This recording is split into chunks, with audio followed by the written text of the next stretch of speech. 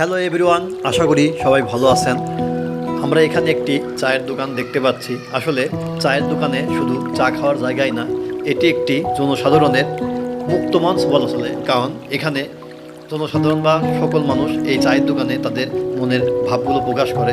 বিশেষ করে রাজনৈতিক আলোচনা এবং বিভিন্ন আলোচনা এখানে করে থাকে। আমার পরের ভিডিওটি ধৈর্য সহকারে সবাই দেখতে থাকুন। এই ছোট্ট চায়ের দোকানে এমন কোনো আলোচনা নেই যে সাধারণ মানুষ বা জনসাধারণ করে না, কারণ এটা তাদের মুক্ত মঞ্চ। এমনকি আপনারা ভিডিওটি দেখবেন যে একটা অ্যাবনর্মাল বা অসুস্থ মেন্টালি প্রবলেম ওই ব্যক্তিটা দেখেন চায়ের দোকানে ও লেকচার দিচ্ছে।